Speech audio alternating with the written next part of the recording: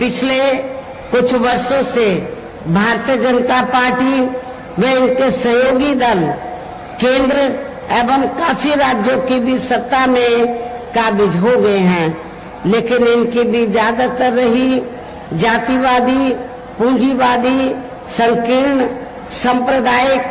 व द्वेषपूर्ण नीतियों एवं कार्य प्रणाली आदि से तथा इनकी कथनी व करनी में भी काफी अंतर होने की वजह से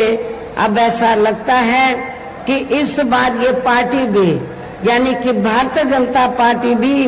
केंद्र की सत्ता में आसानी से वापस आने वाली नहीं है, बशर्ते यदि ये चुनाव इस बार फ्री एंड फेयर होता है तथा आम चर्चा के मुताबिक वोटिंग मशीनों में भी कोई गड़बड़ी आदि नहीं की जाती है। और वैसे भी इस बार चुनाव में इनकी कोई भी पुरानी व नई चल रही नाटकबाजी, जुमलेबाजी व गारंटी आदि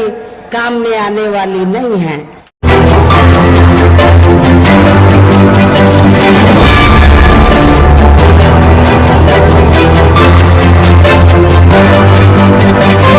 वैसे आप लोगों को ये विदित है कि हमारी पार्टी कांग्रेस, बीजेपी व अन्य किसी भी विरोधी पार्टी तथा गठबंधन आदि के साथ मिलकर नहीं बल्कि अकेले ही अपनी पार्टी के बलबूते पर पूरी तैयारी व दमदारी के साथ ये चुनाव लड़ रही है। इसके साथ ही हमने टिकट बंटवारे के मामले में भी सर्व समाज के लोगों को उचित भागीदारी दी है, जिनको कामयाब बनाने के लिए अपनी पार्टी के लोग पूरे जी जान से लगे हुए हैं। हालांकि आज यहाँ आपकी इकट्ठा हुई अपार भीड़ व भीड़ के जबरदस्त जोश को भी देखकर अब मुझे भी ये काफी हद तक भरोसा हो गया है कि पिछली बार की तरह इस बार भी आप लोग अपने प्रदेश से यहाँ लोकसभा चुनाव में अपनी पार्टी का बेहतर रिजल्ट जरूर लाएंगे। इसके लिए अब मैं आप लोगों का ध्यान कुछ जरूरी बातों की तरफ दिलाना चाहती हूँ और इस संबंध में मैं विशेषकर कांग्रेस, बीजेपी व इनके अन्य सभी सहयोगी दलों के बारे में ये कहना चाहूंगी कि आजादी के बाद शुरू में केंद्र व देश के काफी राज्यों में भी ज्यादातर सत्ता यहाँ कांग्रेस पार्टी के ही हाथों में केंद्रित रही है, किंतु इनकी अधिकांश मामलों में रही गलत नीतियों एवं गलत कार्य प्रणाली आदि की वजह से ही फिर इस पार्टी को केंद्र व काफी राज्यों की भी सत्ता से बाहर होना पड़ा है तथा यही स्थिति इनकी सहयोगी पार्टियों की भी बनी रही है, जिसके कारण ही पिछले कुछ वर्षों से भारतीय जनता पार्टी व इनके सहयोगी दल केंद्र एवं काफी राज्यों की भी सत्ता में काबिज हो गए हैं, लेकिन इनकी भी ज्यादातर रही जातिवादी, पूंजीवादी, संकीर्ण, सांप्रदायिक व द्वेषपूर्ण नीतियों एवं कार्य प्रणाली आदि से तथा इनकी कथनी व करनी में भी काफी अंतर होने की वजह से अब ऐसा लगता है कि इस बार ये पार्टी भी यानी कि भारतीय जनता पार्टी भी केंद्र की सत्ता में आसानी से वापस आने वाली नहीं है, बशर्ते यदि ये चुनाव इस बार फ्री एंड फेयर होता है तथा आम चर्चा के मुताबिक वोटिंग मशीनों में भी कोई गड़बड़ी आदि नहीं की जाती है। और वैसे भी इस बार चुनाव में इनकी कोई भी पुरानी व नई चल रही नाटकबाजी, जुमलेबाजी व गारंटी आदि काम में आने वाली नहीं है, क्योंकि अब देश की जनता काफी हद तक इस बात को समझ चुकी है कि इनकी पार्टी ने अब तक देश के विशेषकर गरीबों, कमजोर तबकों, मध्यम वर्गीय एवं अन्य मेहनतकश लोगों को जो इन्हें अच्छे दिन दिखाने के असंख्य प्रलोभन भरे वायदे किए हैं तथा अनेकों हवाई व कागजी गारंटी आदि भी दी है, तो उनका जमीनी हकीकत में अभी तक इन्होंने लगभग 1/4 हिस्सा भी कार्य पूरा नहीं किया है, बल्कि इसके स्थान पर इनका ज्यादातर समय व ताकत भी यहाँ इनके अपने चहेते रहे बड़े बड़े पूंजीपतियों एवं धनना सेठों को ही ज्यादा से ज्यादा मालामाल व धनवान आदि बनाने में तथा उन्हें हर स्तर पर छूट देने में व बचाने में ही लगी रही है, जिनके अधिकांश आर्थिक सहयोग से ही ये पार्टी व अन्य पार्टियां भी अपना संगठन चलाती हैं तथा चुनाव आदि भी लड़ाती हैं, जिसका काफी कुछ खुलासा बॉन्ड की आई रिपोर्ट से भी किया गया है। आप लोगों को ये मालूम है कि अभी कुछ दिन पहले माननीय सुप्रीम कोर्ट ने इस संबंध में जो कुछ कहा है और जो कुछ अखबारों में छपा है, तो अखबारों में क्या छपा है कि देश में बहुजन समाज पार्टी को छोड़कर कांग्रेस, बीजेपी, अन्य सभी विरोधी पार्टियां, तो सभी विरोधी पार्टियों ने बड़े बड़े पूंजीपतियों के जरिए बॉन्ड द्वारा काफी पैसा लिया है, लेकिन बहुजन समाज पार्टी ने एक भी रुपया किसी भी पूंजीपति से नहीं लिया है, जिसकी अब जांच पड़ताल भी काफी चल रही है। और आप लोगों को मालूम है, मैंने बार बार ये कहा है कि हमारी पार्टी गरीब और मजलूमों की पार्टी है। हमारी पार्टी दूसरी पार्टियों की तरह बड़े बड़े पूंजीपति और धन्ना सेठों से पैसा लेकर न पार्टी का संगठन चलाती है न चुनाव आदि लड़ाती है। इसलिए हमारी पार्टी चुनाव में भी और संगठन को चलाने के लिए भी अपनी पार्टी के कार्यकर्ताओं से ही थोड़ा थोड़ा आर्थिक सहयोग लेकर तो संगठन को भी चलाती है, चुनाव आदि भी लड़ाती है। इसके साथ ही अब ऐसा लगता है कि कांग्रेस पार्टी की तरह ही बीजेपी ने भी केंद्र के तमाम सरकारी जांच एजेंसियों का ज्यादातर राजनीतिकरण ही कर दिया है। इसके अलावा देश के किसान वर्ग भी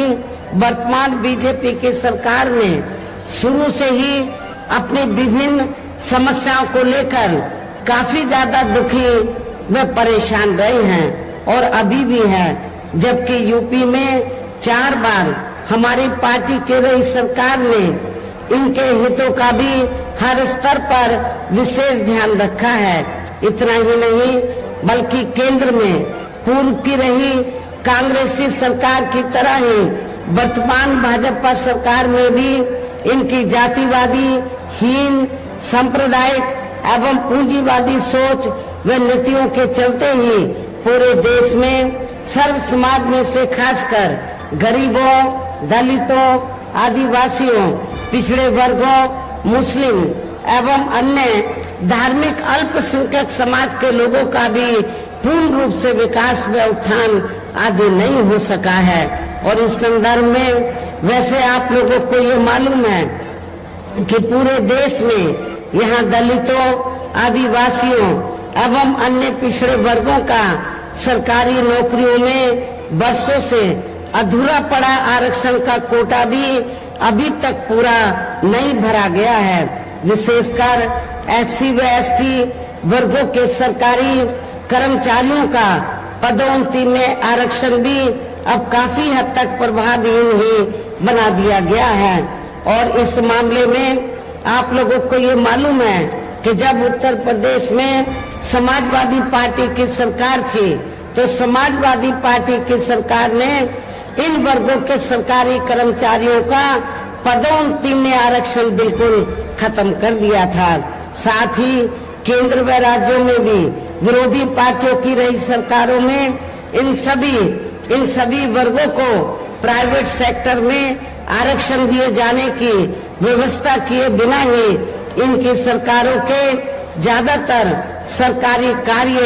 अब प्राइवेट सेक्टर के जरिए ही इनके बड़े बड़े पूंजीपतियों व धन्ना सेठों आदि को ही दिए जाने के कारण अब इनको पूरे देश में आरक्षण का बहुत कम लाभ मिल पा रहा है। इसी प्रकार इनका अन्य और मामलों में भी शोषण व उत्पीड़न आदि होना अभी तक भी बंद नहीं हुआ है। इसके साथ साथ मुस्लिम व अन्य धार्मिक अल्पसंख्यक समाज के लोगों की भी हालत हर स्तर पर यह काफी ज्यादा खराब व दयनीय ही बनी हुई है। इतना ही नहीं बल्कि पिछले कुछ वर्षों से केंद्र व अधिकांश राज्यों में भी बीजेपी व आरएसएस की सरकारों के चलते हुए अब इनका विकास एवं उत्थान आदि होना भी काफी हद तक बंद सा ही हो गया है। आए दिन इन पर खासकर हिंदुत्व की आड़ में हो रही जुल्म जाति भी यहाँ काफी ज्यादा चरम सीमा पर पहुंच चुकी है। इनके साथ साथ अपर कास्ट समाज में से विशेषकर गरीब लोगों की भी हालत हमें कोई खास अच्छी नजर नहीं आती है। और सबसे बड़े दुख की बात यह है कि जब से यूपी में बीजेपी की सरकार बनी है तो तब से पूरे यूपी में अपर कास्ट समाज में से खासकर ब्राह्मण समाज का भी काफी ज्यादा शोषण व उत्पीड़न हुआ है। हर स्तर पर ब्राह्मण समाज का भी काफी ज्यादा शोषण व उत्पीड़न हुआ है। ये बात भी किसी से छिपी नहीं है। इनके गलत कृषि नीतियों के कारण किसान वर्ग भी आए दिन आंदोलित ही रहता है। साथ ही इनके गलत आर्थिक नीतियों की वजह से देश की अर्थव्यवस्था पर भी इसका काफी बुरा प्रभाव पड़ा है, जिससे यहाँ विशेषकर छोटे एवं मध्यम वर्गीय व्यापारी वर्ग भी काफी ज्यादा दुखी व परेशान है। और अब केंद्र में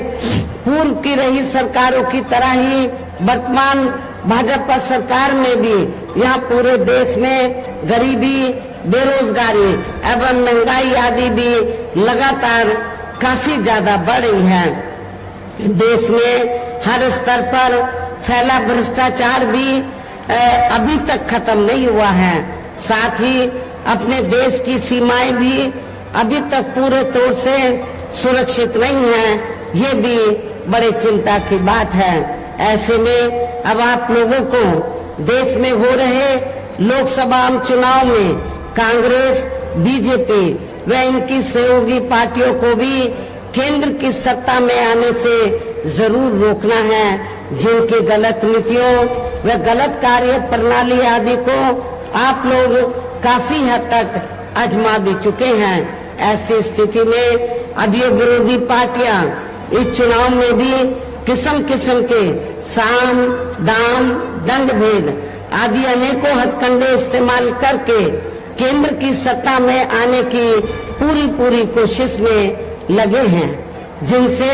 अपनी पार्टी के लोगों को हर स्तर पर काफी ज्यादा सावधान रहना है। और इस मामले में विरोधी पार्टियां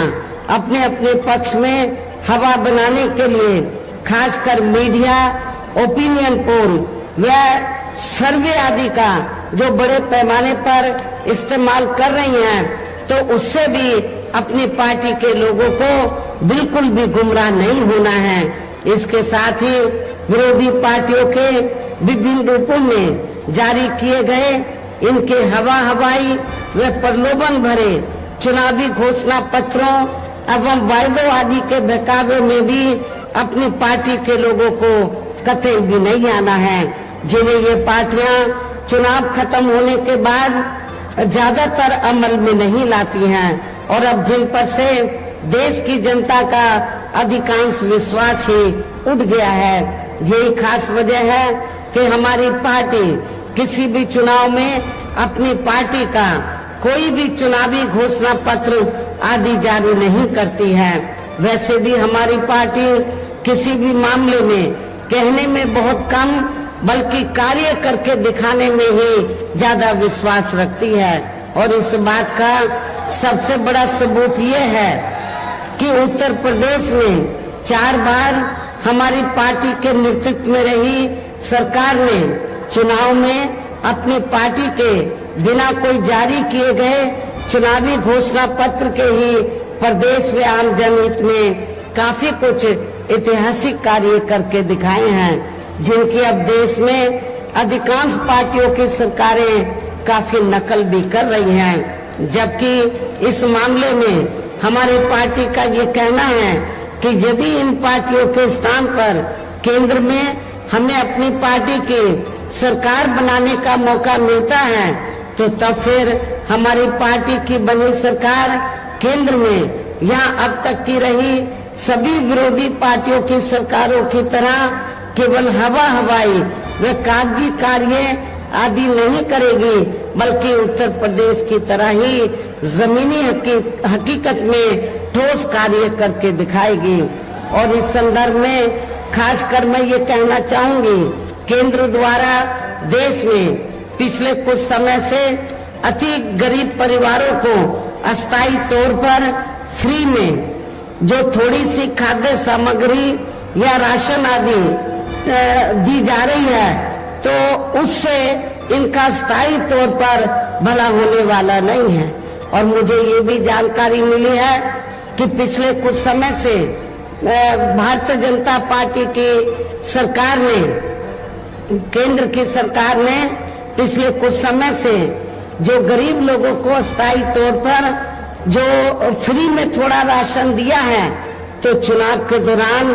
उसके एवज में भारतीय जनता पार्टी और आरएसएस के लोग ये कहते घूम रहे हैं गांव-गांव में कि हमने आपको फ्री में राशन दिया है, आप हमें वोट दीजिए। धर्म की भी आड़ में, खासकर हिंदुत्व की भी आड़ में पिछले कुछ वर्षों से विशेषकर मुस्लिम समाज के लोगों का द्वेष की भावना से जो उनका काफी ज्यादा शोषण व उत्पीड़न आदि किया जा रहा है, तो उसे भी जरूर रोका जाएगा। और ये सब हमने अपने यूपी की रही सरकार में करके भी दिखाया है। इसके अलावा हमने यूपी में सर्व समाज में से गरीब एवं बेरोजगार लोगों को बेरोजगारी भत्ता आदि न देकर उन्हें बड़ी तादाद में रोटी रोजी के साधन भी उपलब्ध कराए हैं, जो अब ये कार्य भी अधिकांश ठंडे ही पड़े हैं, जिनको फिर केंद्र में बीएसपी की सरकार बनने पर प्राथमिकता दी जाएगी। कहने का तात्पर्य ये है कि देश में इस समय हो रहे लोकसभा चुनाव में विरोधी पार्टियों के जारी किए गए उनके हवाई व प्रलोभन भरे चुनावी घोषणा पत्रों आदि के बहकावे में अब यह खासकर देश के अति गरीबों, मजदूरों, बेरोजगारों एवं अन्य मेहनतकश लोगों को बिल्कुल भी नहीं आना है। और अब इन्हें ऐसी सभी विरोधी पार्टियों को हर हालत में केंद्र की सत्ता में आने से जरूर रोकना है, जिनकी कथनी व करनी में काफी अंतर रहा है तथा जिन्हें ये लोग वर्षों से काफी आजमा भी चुके हैं। ऐसे में अब मेरा यही कहना है कि आप लोगों को अपने खुद के व अपने प्रदेश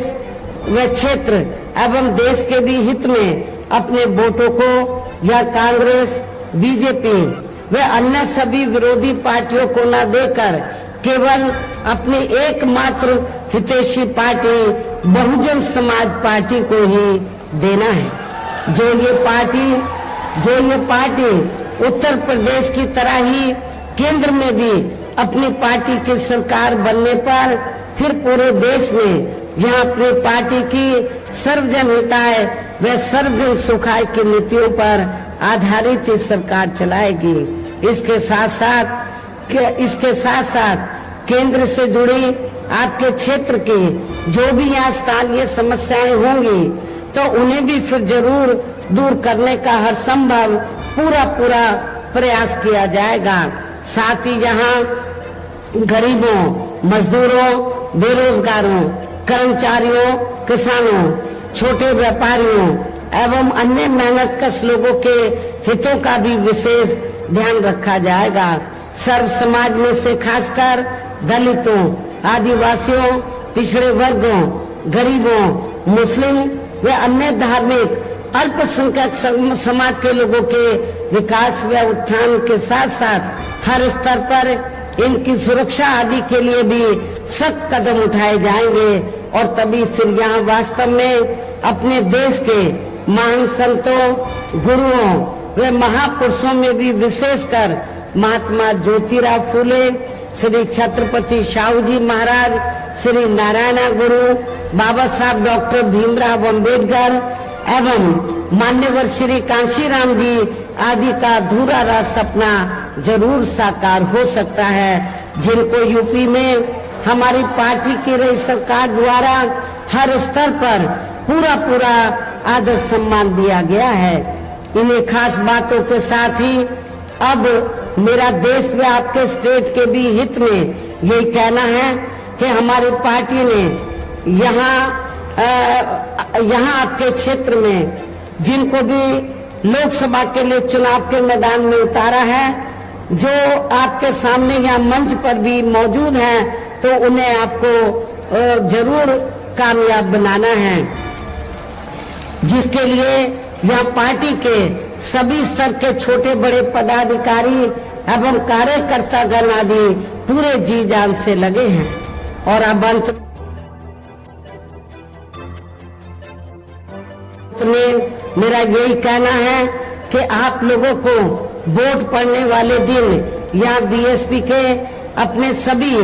लोकसभा उम्मीदवारों को अर्थात आपके क्षेत्र में हमने हरदोई जो सुरक्षित लोकसभा की सीट है, तो हरदोई सुरक्षित लोकसभा की सीट से श्री भीमराव अंबेडकर को चुनाव के मैदान में उतारा है, जिन्होंने तो आपके हरदोई नहीं, हरदोई के साथ साथ पूरे लखनऊ मंडल को बीएसपी से जोड़ने के लिए इन्होंने हर संभव बीएसपी की विचारधारा से जोड़ने के लिए हर संभव पूरा प्रयास किया है। तो इन्होंने यहाँ से चुनाव लड़ने का फैसला लिया और इनको जिताने के लिए मुझे ये जानकारी मिली है कि आप लोग पूरे जी जान से लगे हैं। मिश्रिक, इसके बगल में मिश्रिक सुरक्षित लोकसभा की सीट है, यहाँ से हमने श्री BR अहलवार को हमने चुनाव के मैदान में उतारा है। ये भी पढ़े लिखे रिटायर अधिकारी हैं, तो मेरी इनको भी आप लोगों को कामयाब बनाना है। उन्नाव लोकसभा की सीट से, क्योंकि यहाँ पर ब्राह्मण समाज की आबादी काफी ज्यादा है, किसी भी पार्टी ने ब्राह्मण समाज को वहाँ लोकसभा का टिकट नहीं दिया है। उन्नाव में पहले भी ब्राह्मण समाज का हमारा प्रत्याशी चुनाव जीत चुका है, तो हमने काफी गंभीरता से सोच विचार करने के बाद उन्नाव लोकसभा की सीट से ब्राह्मण समाज के व्यक्ति को टिकट दिया है। श्री अशोक कुमार पांडे को हमने चुनाव के मैदान में उतारा है। ये हमारे तीनों प्रत्याशी आपके सामने मौजूद हैं, तीनों मिशनरी हैं और श्री BR अम्बेडकर के बारे में मालूम है कि ये पार्टी की मूवमेंट को आगे बढ़ाने में खासकर लखनऊ मंडल में पूरे जी जान से लगे रहे हैं। ऐसे अपने कर्मठ साथी को, सर्व समाज के लोगों को एक एक वोट देकर इनको कामयाब बनाना है। उनके दूसरे साथी है मिश्रिक से, उनको भी उन्नाव के अपने साथी को भी जरूर कामयाब बनाना है और अपनी पार्टी के इन तीनों उम्मीदवारों को पार्टी का जो चुनाव चिन्ह हाथी है, हाथी चुनाव चिन्ह के सामने वाले बटन को दबाकर इनको भारी वोटों के अंतर से जरूर जिताना है, इनको पार्लियामेंट में जिताकर जरूर भेजना है। इस खास अपील के साथ ही अब मैं अपनी बात यही समाप्त करती हूँ। जय भीम, जय भारत।